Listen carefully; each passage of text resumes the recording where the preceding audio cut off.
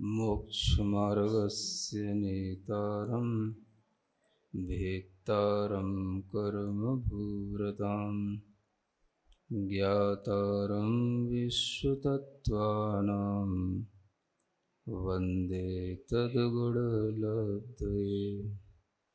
देवादिदेव आदिम तीर्थंकर श्री ऋषभनाथ भगवान की, वर्तमान शासन नायक श्री वर्धमान महावीर भगवान की, परम पूज्य आचार्य गुरुवर श्री विद्यासागर जी महाराज जी की। तत्पर सूत्र ग्रंथराज में चतुर्थ अध्याय का वर्णन चल रहा है।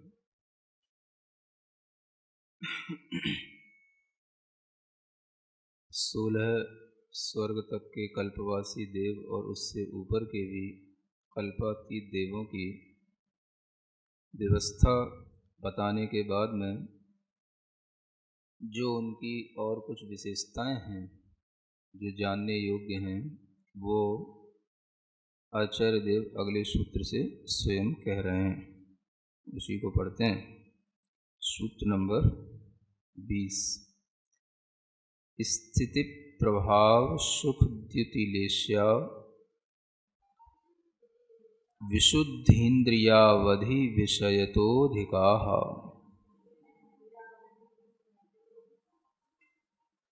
ये चीज़ें बताई जा रही हैं। स्थिति है, प्रभाव है, सुख है, द्युति है, लेश्या है, लेश्या विशुद्धि एक शब्द है, और इंद्रियों का विषय, अवधि ज्ञान का विषय। इनसे ये सभी देव अधिका माने अधिक अधिक हैं, यानी नीचे से ऊपर तक के जो देव हैं ये सब इन दृष्टियों की अपेक्षा से अधिक अधिक चीज़ों वाले होते जाते हैं। स्थिति कहते हैं जो उन्हें आयु मिली है, जितने समय तक वह उस देव पर्याय में रहेंगे वह उनकी स्थिति कहलाती है। प्रभाव एक तरह से शाप और अनुग्रह की शक्ति का नाम प्रभाव कहलाता है। कौन देव कितना शाप दे सकता है किसी को, कौन देव कितना अनुग्रह करता है किसी के ऊपर, यह शक्ति उनकी अलग अलग होती है और यह भी ऊपर ऊपर अधिक अधिक होती चली जाती है। सुख का मतलब जो वहाँ पर उन्हें अपने अंदर साता वेदनी आदि के माध्यम से सुख की अनुभूति होगी, वह सुख भी उनका बढ़ता हुआ ऊपर ऊपर होता है। द्युति का मतलब हो गया उनकी कांति, जो उनके शरीर की कांति है। देह के अलावा जो देह पर धारण किए गए वस्त्र होते हैं, आभूषण होते हैं, मुकुट आदि होते हैं, इन सब की भी कांति को यहाँ पर ग्रहण किया जाता है और यह सब भी ऊपर ऊपर के देवों में अधिक अधिक बढ़ती हुई होती है।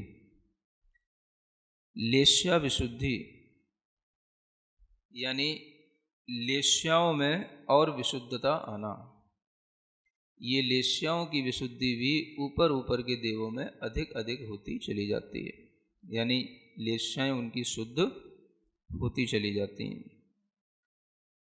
इंद्रिय और अवधि ज्ञान का विषय, इंद्रियों का भी विषय, यानी इंद्रियों से भी हम पांचों इंद्रियों के विषयों के माध्यम से हम कितना कितने दूर का क्या क्या ग्रहण कर सकते हैं, ये इंद्रियों का विषय होता है। और अवधि ज्ञान का विषय होता है कि किस स्वर्ग का देव अपने अवधि ज्ञान से कहाँ तक जान सकता है, ये अवधि ज्ञान का विषय होता है। इस तरह से ये इंद्रियों का विषय भी ऊपर ऊपर बढ़ता जाता है और अवधि ज्ञान का विषय भी ऊपर ऊपर अधिक अधिक होता चला जाता है। स्थिति के बारे में आगे स्वयं बताया जाएगा कि आयु किस तरीके से ऊपर ऊपर के देवों की बढ़ती हुई होती है। प्रभाव के बारे में जब कहा जाता है तो वह प्रभाव माने शाप और अनुग्रह की शक्ति के साथ साथ जितने क्षेत्र में इनका प्रभाव रहता है उतने क्षेत्र तक के जीवों का वह अच्छा भी कर सकते हैं और बुरा भी कर सकते हैं, है ना। माने चाहें तो उनका पोषण भी कर सकते हैं और चाहें तो उनका मारण भी कर सकते हैं। अच्छा और बुरा करने की इनके पास में शक्ति रहती है। पहले भी आपको बताया था कि जो पल्योपम आयु वाला देव होता है, जिसकी आयु एक पल्य हो, उसके लिए भी मतलब इतनी शक्ति मिल जाती है कि वह 6 खंडों को उखाड़ सकता है। यानी जो जम्बू द्वीप का एक भरत क्षेत्र है, उसके जो 6 खंड हैं उनको वह पलट सकता है, उनको वह उखाड़ सकता है। उतने जीवों का वह उपकार भी कर सकता है और उतने जीवों का वह अपकार भी कर सकता है। एक पल्ले की आयु वाले देव में इतनी शक्ति आ जाती है। और जब एक सागर का देव हो जाता है, अगर मान लो एक सागर की आयु मिली है, तो एक सागर वाले देव में इतनी शक्ति आ जाती है कि वह पूरे जम्बू द्वीप को भी पलट सकता है ना, उठा के कहीं का कहीं रख सकता है, इतने सब जीवों को एक साथ। और इनका अनुग्रह भी कर सकता है, इनका पोषण भी कर सकता है। मतलब कि जब एक सागर वाले जीव में इतनी शक्ति आ गई, तो ऐसे ये शक्ति आगे आगे भी बढ़ती जाती है। फिर वो देव 2 द्वीपों को, 2.5 द्वीपों को, है ना, संख्यात द्वीपों को, असंख्यात द्वीपों को, पूरे लोक को भी हिलाने की शक्ति रहती है, ऐसे भी देव होते हैं। तो यह शाप अनुग्रह की शक्ति जो है, एक प्रकृष्ट जो उनका भाव उनके अंदर आ जाता है, उत्साह का या शक्ति को प्राप्त करने का, इसी का नाम एक प्रभाव कहलाता है। लेकिन इतना अवश्य है कि ये सब होते हुए भी कोई भी देव इस तरह की शक्ति का प्रयोग नहीं कर सकता, है ना। हाँ, करता भी नहीं और कर भी नहीं सकता। शायद अब आप कहो क्यों नहीं कर सकता, तो जो सम्यक दृष्टि होगा वो तो करेगा ही क्यों इस तरीके के काम, और मिथ्या दृष्टि है तो उसकी बुद्धि तो कभी भी फिर सकती है।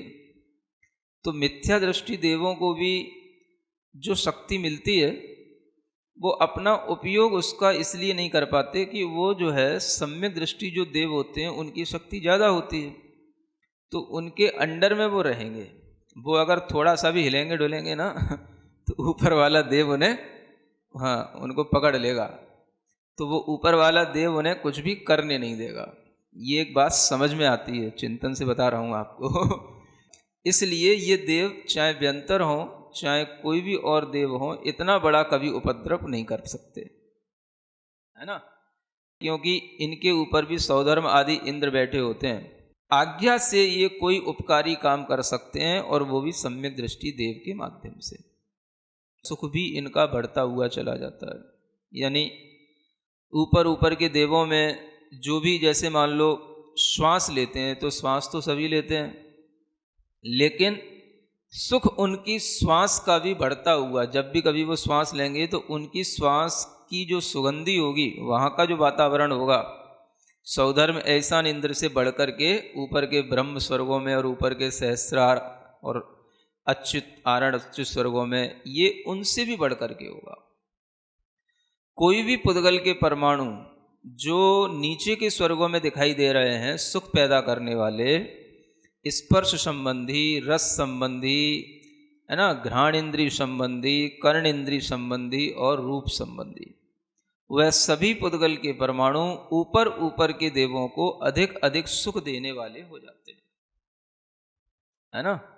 इससे ये भी समझ सकते हो कि नीचे के देवों को जो उनके लिए, जैसे मान लो उपपात सैया है, बिस्तर मिलता है उनको, तो उपपात सैया में भी ऊपर ऊपर के देवों की उपपात सैया और ज़्यादा बढ़िया मुलायम होगी, है ना, और ज़्यादा उसमें मतलब कहना चाहिए हल्कापन भी होगा, चिकनी भी होगी, मतलब जितनी उसमें और ज़्यादा फाइननेस आ सकती है, वो सब ऊपर ऊपर के देवों को वो चीज़ों की मिलेगी। ये तो एक उदाहरण देके बता रहा हूँ इसी तरीके के वस्त्र आदि के साथ में और भी सब चीज़ों के साथ में इंद्रियों के विषयों का जो सुख है वो भी उनको ऊपर ऊपर अधिक अधिक मिलता चला जाता है। समझ में आ रहा है? ये किन देवों की बात कर रहे हैं मुख्य रूप से? हाँ, वैमानिक देवों की। सौधर्म ईशान से लेकर के सर्वार सिद्धि तक के देवों की ये बात की जा रही है। और उसी में यह उनकी कांति, लेश्याओं की विशुद्धि, ये सब आगे वर्णन आएगा कि लेश्याएँ उनकी कैसे कैसे बढ़ती चली जाती हैं।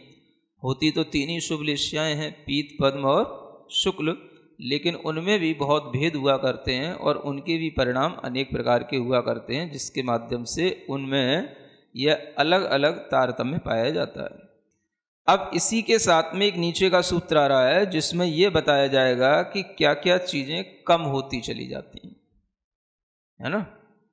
अब आप कहोगे कम तो महाराज कुछ नहीं होना चाहिए, सब कुछ अधिक अधिक ही होना चाहिए। तो ऐसा नहीं है, कुछ कम भी होता है। क्या कम होता है? तो इसी सूत्र को पढ़ते हैं। गति शरीर परिग्रहाभिमानतो हीनाः, इन चीज़ों से वह हीन हीन होते जाते हैं, कम कम होते जाते हैं, है ना। यानी ये चीज़ें उनमें कम कम होंगी। गति का मतलब होता है उनका अपना गमन आगमन, है ना। वैसे तो एक गति से दूसरी गति में जाने का नाम गति कहलाता है, लेकिन जब वो एक गति में पहुंच गए हैं तो अब वहीं पर जो वो गमन वगैरह करेंगे उसके लिए गति कहा जाता है। तो ऊपर ऊपर के जो देव होंगे उनमें ये घूमने फिरने का शौक भी जो है थोड़ा कम हो जाता है। क्यों हो जाता है भाई? सुखी तो ज़्यादा हो रहे हैं और ये गति जो है उनकी कम हो रही है। तो ये भी जानने की चीज़ है कि जो जीव सुखी होते जाते हैं उनका गमन आगमन भी कम होता जाता है। कम होने का मतलब अपने अपने विमानों में ही खुश रहते हैं, संतुष्ट रहते हैं और सुखी रहते हैं। और कहीं पर अगर चले भी जाते हैं तो उन्हें ये भी लगने लग जाता है कि ये भाग दौड़ जो है कोई ज़्यादा सुख नहीं देती है, और ये जो जिनकी लेश्याएँ हल्की हैं या जिन्हें कहीं ज़्यादा यहाँ सुख नहीं मिल रहा है तो वहाँ सुख मिलेगा, इस तरीके की जिनके अंदर आकुलता पड़ी रहती है, वो भागा दौड़ी ज़्यादा करते हैं। इसलिए इन स्वर्गों में भी देखा जाएगा तो ऊपर ऊपर के जो देव हैं, जहाँ से ये लेश्याएँ शुद्ध होना प्रारंभ हो जाती हैं, तो इनमें गमनागमन भी कम होने लग जाता है ना। 16वें स्वर्ग के ऊपर के देव तो नियम से, हाँ कहना चाहिए, जो कल्पातीत हो गए हैं, वो तो सब ग्रहवेग आदि के देव तो अपने विमान को छोड़ के कहीं जाते ही नहीं, है ना। कहीं नहीं जाते, यहाँ तक भी नहीं जाते कि अगर भगवान के कहीं कल्याणक हो रहे हों, कोई बड़ा जन्मोत्सव भी हो रहा हो, तो भी उन्हें कहीं जाने की कोई आवश्यकता महसूस नहीं होती। मतलब कि भगवान का मोक्ष कल्याणक भी हो रहा हो, चाहे केवल ज्ञान भी हो गया हो, सब देव जाएंगे, लेकिन ये सब अपने अपने विमानों में बैठे हुए वहीं से जो है क्या करेंगे, विनय सत्कार तो करते हैं। विशेष रूप से जब पंच कल्याणक वगैरह होते हैं तो अपने अपने स्थान से उठ कर के ये जो है वहीं से विनय कर लेंगे, वहीं से नमोस्तु कर लेंगे, लेकिन शामिल नहीं होंगे। ये इनका आना जाना रुक जाता है। और भी देखा जाए तो लगभग 12वें स्वर्ग तक के देव ही जो है वो एक तरीके से जो नीचे नरकों तक भी जा सकते हैं, वो जा सकते हैं। उसके ऊपर के देव जो शुक्ल लेश्या में आने लग जाते हैं तो फिर वो भी जो है मतलब इस धरती तक तो उनका आना जाना हो सकता है, लेकिन इससे नीचे नहीं जा सकते वो।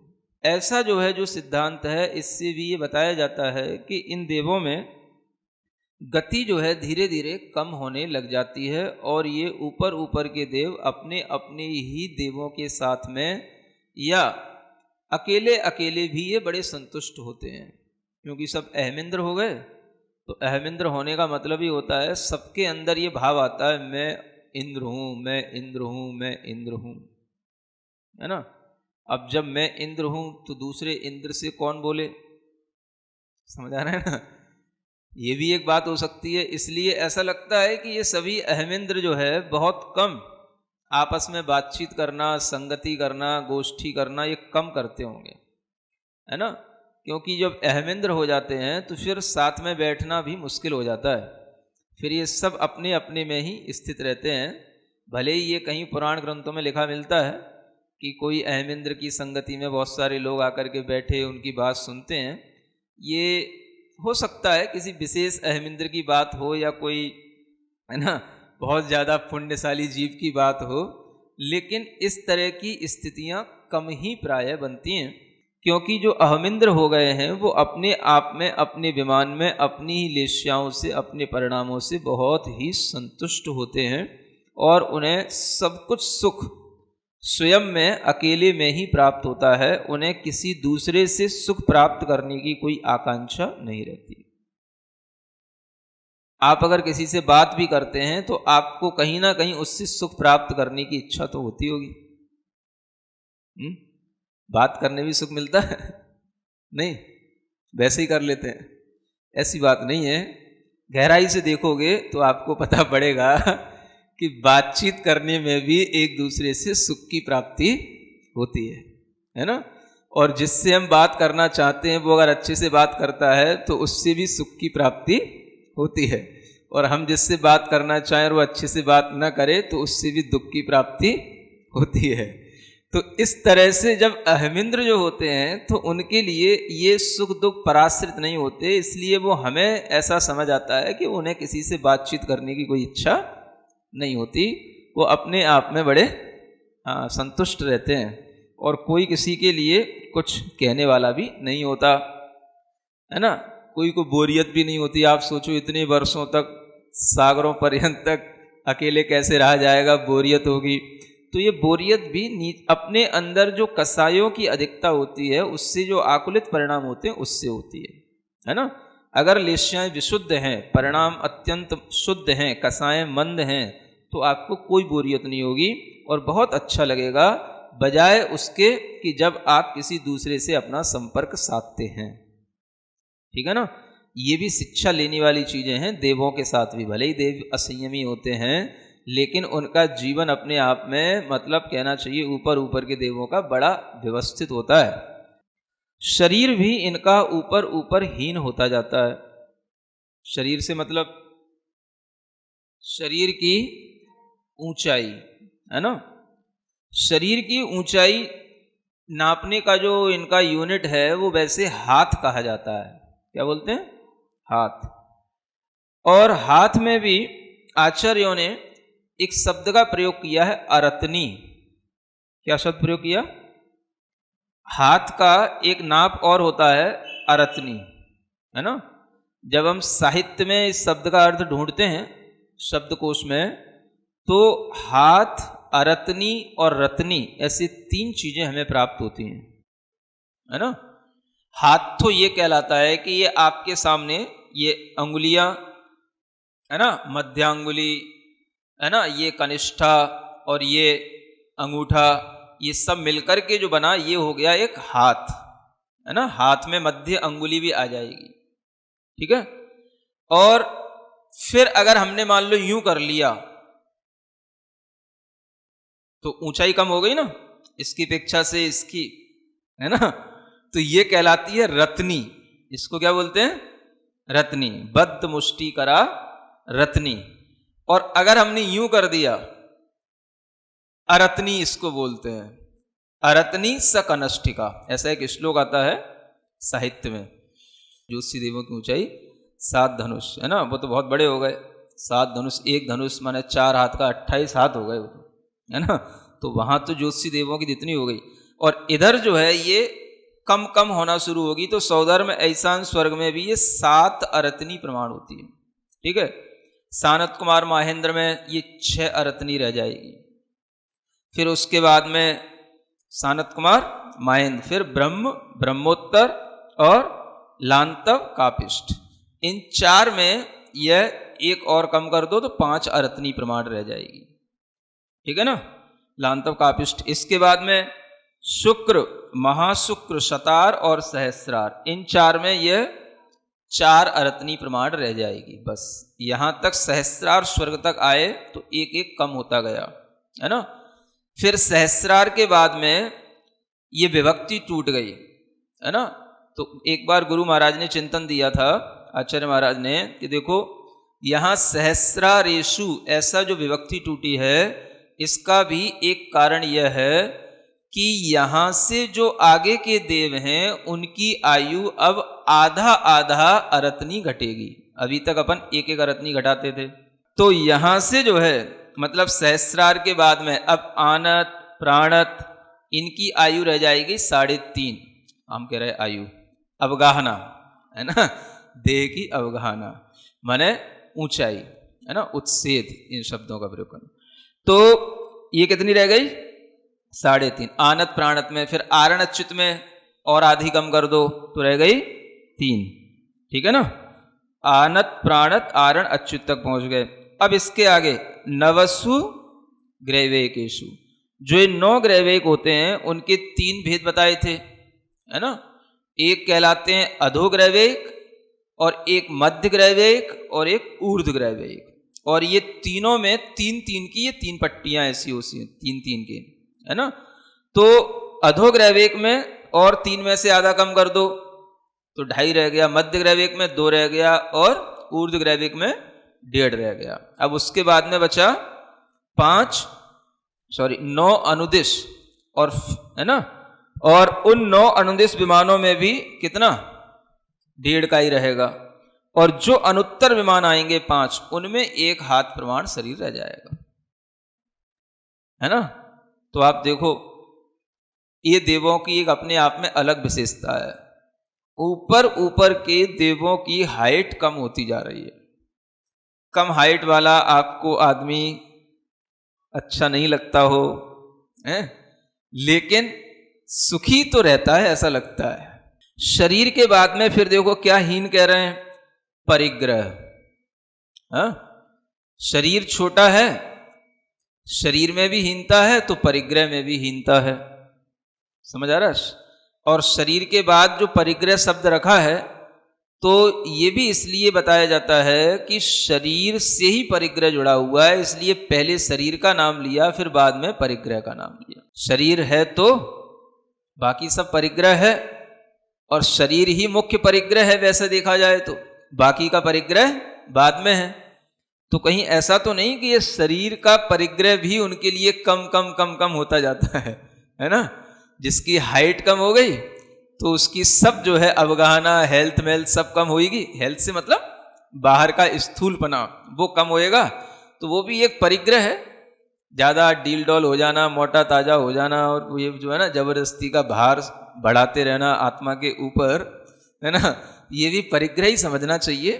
और शायद इसीलिए ये देव लोग ऊपर ऊपर जो है कम कम उच्छेद वाले होंगे, तो उनकी ऊंचाई कम होगी, तो उनका आकार तो समचतुरस्र होता है। समचतुरस्र संस्थान माने बिल्कुल सिमेट्री के साथ नपे तुले, नाभि से लेकर के ऊपर तक के अवयव और नीचे तक के अवयव बिल्कुल बराबर लेंथ के होते हैं। लेकिन ये भी बताया गया कि ऊपर उनके पास में जो चीजें होंगी वो सब अधिक अधिक, है ना, मतलब कहना चाहिए लाइटेड होंगी, अधिक अधिक अच्छी क्वालिटी वाली होंगी। अब मतलब उनका स्पर्श रस गंध सब अच्छा होगा। अब जैसे मान लो वस्त्र पहन रहे हैं या आभूषण पहन रहे हैं, तो ऊपर के देवों के जो वस्त्र और आभूषणों की जो लाइट होगी, डिलाइटनेस होगी, वो नीचे वाले देवों की नहीं होगी। और उनका जो स्पर्शन होगा या उसका जो क्वालिटी होगी वो नीचे वाले देवों को प्राप्त नहीं होगी। तो परिग्रह में ये भी देखना होगा कि नीचे वाले देव हो सकता है एक बार में कई बार वस्त्र बदलते हो, है ना, वो तो सब विक्रिया से उन्हें मिलता है, तो वो कितना भी कुछ कर सकते हैं। और बहुत सारा उनके पास में जैसे वाहन हैं, बहुत सारे बाहर की जो चीज़ें हैं वो उनके पास में बहुत सारी होंगी, लेकिन ऊपर ऊपर के देवों में वो सब बड़ी लिमिट से होंगी। और वो सब जो है जितनी होंगी वो अच्छी क्वालिटी की होंगी, वो क्वालिटी नीचे वाले देवों के पास नहीं होगी, भले ही नंबर ऑफ आर्टिकल्स जो हैं वो उन देवों के पास ज़्यादा हो, ये हो सकता है। ये चीज़ जो है अपने आप में बताती है कि जो सुखी जो जीव होते हैं वो कम चीजें रखते हैं लेकिन अच्छी चीजें रखते हैं। सीखो तो कुछ तो ये क्वालिटी मेंटेन करने वाली चीज जो है उनके अंदर अपने आप ऊपर वाले देवों को स्वतः उनके पुण्य से प्राप्त होती है ना, करनी भी नहीं पड़ती है ना। तो ये उनकी परिग्रह की कमी। और फिर देखो सबसे बड़ी बात क्या लिखी है, अभिमान तो हीना, है ना। अभिमान भी उनका कम होता है। क्यों होता है?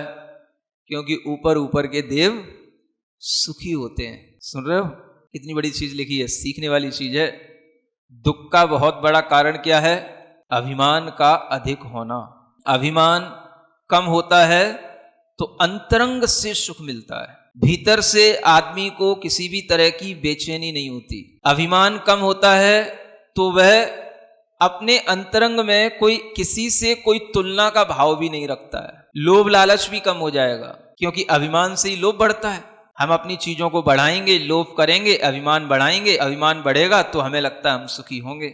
लेकिन भीतर से इसको ऊपर वाले सूत्र से मैच करना चाहिए कि अगर उनकी लेश्याओं की विशुद्धि है तो हमें ऐसा लगता है कि उनके अभिमान की कमी के कारण से ही है।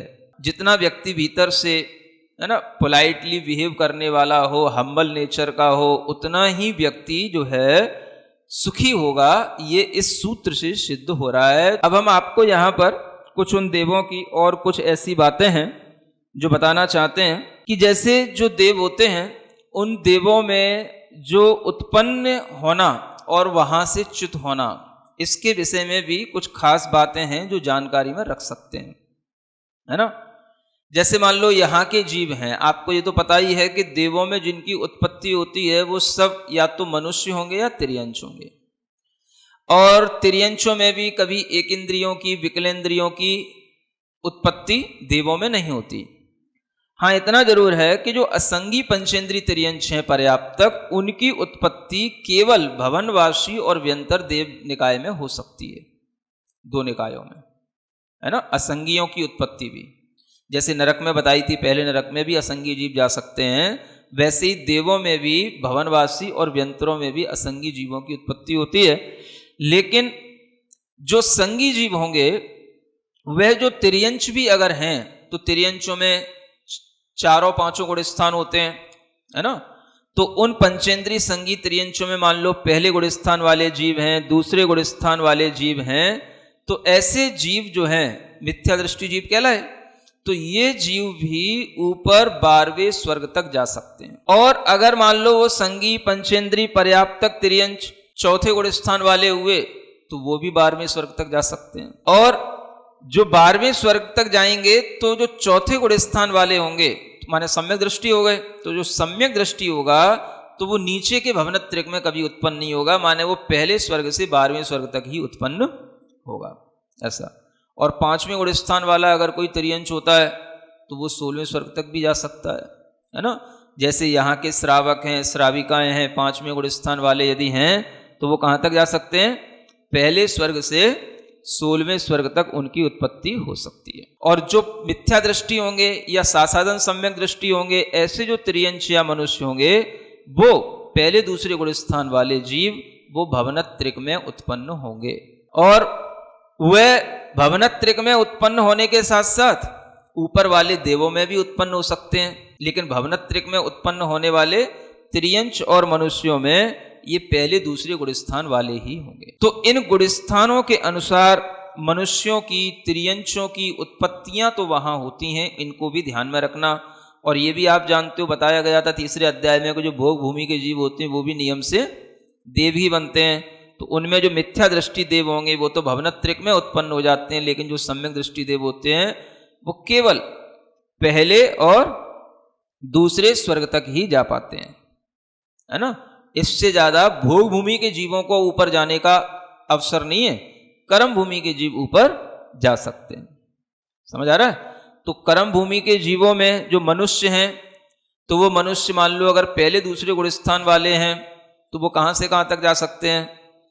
तो भवनत्रिक से लेकर के पहले दूसरे गुणस्थान वाले जीव 9वें ग्रहवेग तक जा सकते हैं। मनुष्य हैं, मनुष्यों की उत्पत्ति 9वें ग्रहवेग तक हो सकती है मिथ्यात्व के साथ में, और तिर्यंचों में भी जो जीव जन्म लेते हैं, माने देवों से मरकर के तिर्यंचों में भी जन्म लेते हैं, तो उनका भी नियम है कि देव एक इंद्री तो बनता है, लेकिन एक इंद्री में 5 स्थावर हैं, पृथ्वी, जल, अग्नि, वायु और वनस्पति। तो उनमें से वह अग्नि और वायु का एक नहीं बनेगा, पृथ्वी बन जाएगा, जल का एक बन जाएगा और वनस्पति बन जाएगा। और वनस्पति में भी बनेगा तो प्रत्येक वनस्पति वाला बनेगा, साधारण वनस्पति वाला नहीं बनेगा। माने अपर्याप्त जीव नहीं होगा, सूक्ष्म जीव नहीं होगा, है ना, साधारण शरीर वाला नहीं होगा, ऐसा। और ऐसे एक इंद्री बनने वाले जो देव होंगे वो कौन से होंगे? भवनवासियों से लेकर के पहले दूसरे स्वर्ग तक के देव इस तरह के एक इंद्री भी बन सकते हैं। उससे ऊपर के जो देव होते हैं वो तिर्यंच बन सकते हैं, एक इंद्री नहीं बन सकते, लेकिन वो बनेंगे पंचेंद्री तिर्यंच। तो इस तरह से इन जीवों का जो आगमन गमन इत्यादि होता है उसके विषय में भी विशेषता है। अब 12वें स्वर्ग से ऊपर आप देखेंगे तो उनमें, है ना, 16वें स्वर्ग तक तो व्रती जीवों का जाना होता है, और 12वें स्वर्ग तक कहना चाहिए जो अन्य मत वाले भी अन्य लिंगी जीव कहलाते हैं, तपस्या करते हैं, वो भी अगर कहीं जाते हैं तो 12वें स्वर्ग तक जा सकते हैं। कुछ आचार्यों ने उन्हें 16वें स्वर्ग तक भी जाने को लिखा है, लेकिन इतना तो नियम है कि 16वें स्वर्ग से ऊपर कोई भी कपड़े वाला नहीं जा सकता है। बिना कपड़े के कोई चला जाए तो उसमें भी नहीं जाएगा जब तक कि वो जिनलिंगी ना हो। जिनलिंगी का मतलब दिगंबर मुद्रा को धारण करने वाला ना हो, कैसा भी हो। लेकिन अगर 16वें स्वर्ग से ऊपर किसी की उत्पत्ति होगी तो वह नियम से जिनलिंग को धारण करने वाले जीव की ही होगी, अन्य लिंगियों की नहीं होगी, गृहस्थों की नहीं होगी, व्रती श्रावक श्राविकाओं की नहीं होगी, व्रती सम्यक दृष्टि तिर्यंचों की नहीं होगी, और कितना ही कोई तपस्या करने वाला तापसी वगैरह अन्य लिंगी का हो वो उसकी भी नहीं होगी। जिनलिंगी 9वें ग्रेवेक तक या कोई भी अनुदेश होगा तो जिनलिंगी ही उसमें उत्पन्न होंगे। माने ऊपर के 9 ग्रेवेक, 9 अनुदेश और 5 अनुत्तर विमान, है ना, ये 11 जो पटल हैं, इन सब विमानों में अभी द्रव्यलिंग भावलिंग ये सब भूल जाना, ठीक है ना, ये बातें कोई ज्यादा महत्व की नहीं है। जो महत्व की बात है वो जिनलिंग की बात है। अन्य लिंगियों में भी जो होते हैं वो 12वें स्वर्ग तक चले जाते हैं। उनमें भी जैसे कुछ अलग अलग क्वालिटी के लोग होते हैं, एक परिव्राजक होते हैं, इन्हें त्रिदंडी बोला जाता है ना, इनकी यहाँ एक उपाधि होती है त्रिदंडी, द्विदंडी, ऐसे होते हैं। तो त्रिदंडी जो ये होते हैं ये ब्रह्म स्वर्ग तक चले जाते हैं, और जो तापसी होते हैं ये अधिकतर ज्योतिष देवों तक ही इनका गमन बताया। तापस माने ऐसे पंचांगनी तप करने वाले, जैसे कि वो संबर नाम का देव हुआ था ना, पार्श्वनाथ भगवान का नाना, है ना, हाँ, वो महीपाल नाम था, हाँ, तो वो जो है ज्योतिषी देव बन गया। इस तरीके से इनकी अधिकतम स्थिति यही बनती है। कई लोग पूछते हैं कि हम वर्तमान में कहाँ तक, कौन से स्वर्ग तक उत्पन्न हो सकते हैं।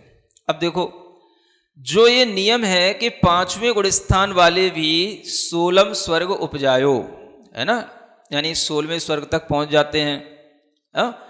तो वर्तमान में चाहे जिनलिंगी हो, चाहे श्रावक लिंगी हो, चाहे श्राविका लिंग वाले हो, समझ आ रहा है, या सम्यक दृष्टि हो या मिथ्या दृष्टि हो, वर्तमान में जो भी जीव कहीं पर देवों में उत्पन्न होंगे तो उनके अंदर सम्यक दर्शन मिथ्या दर्शन से अंतर तो पड़ेगा, लेकिन इससे भी ज्यादा अंतर पड़ता है संक्लेश और विशुद्धि का। और संक्लेश विशुद्धि का मतलब ही है लेश्या विशुद्धि, है ना, या लेश्याओं में संक्लेश या लेश्याओं की हीनता। तो लेश्याएं जैसी होंगी उसके अनुसार उत्पाद होता है। और लेश्याओं के साथ साथ एक फैक्टर और काम में आता है जिसका नाम है संघनन, है ना, क्या बोलते हैं, संघनन। सैनन माने शरीर की शक्ति। अब मान लो कोई 5वें गुणस्थान वाला है या जिनलिंगी है, तो कभी भी 16वें स्वर्ग से ऊपर तो बात संभव ही नहीं है। क्यों नहीं है? क्योंकि वर्तमान में वैसा सैनन होता नहीं है। जो वज्र वृषभ नाराज सैनन वाले होते हैं वो 5 अनुत्तर विमानों तक उत्पन्न हो जाते हैं। अब सैनन के हिसाब से आपको वर्गीकरण करके बताते हैं। फिर दूसरा सैनन वज्र नाराज सैनन होता है, तो इनकी उत्पत्ति जो होती है वो अनुत्तर के नीचे जो 9 अनुदिश हैं वहां तक ही होगी। तीसरा होता है नाराज सेनन। ये नाराज सेनन वाले 9 ग्रह वेग तक जा सकते हैं। तो मतलब ये 3 जो ऊपर के सेनन हैं ये तो उत्कृष्ट सेनन कहे जाते हैं, ये तो वर्तमान में होते ही नहीं।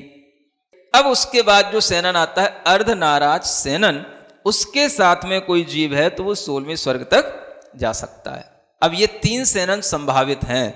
अर्ध नाराज के साथ में 16वां स्वर्ग है, उसके बाद में आता है कीलक सेनन, है ना, उसके साथ में 12वां स्वर्ग है, और जो अंत में आता है असंप्राप्ता श्रीपाटिका सेनन, उसके साथ में वह 8वें स्वर्ग तक भी उत्पन्न हो सकता है।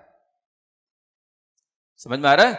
तो स्वर्गों में उत्पन्न होने के लिए ये सेनन भी चाहिए, और फिर उसी के अनुसार पीत पद्म शुक्ल लेश्याएं भी होनी चाहिए, और फिर उसी के अनुसार मिथ्यात्व या सम्यक्त्व का जैसा भाव होगा, आयु का बंध भी उन स्वर्गों में कमती बढ़ती रूप में वैसा होगा। तो ये सब चीजें मिलकर के वहां स्वर्ग में उत्पत्ति का कारण बनती हैं।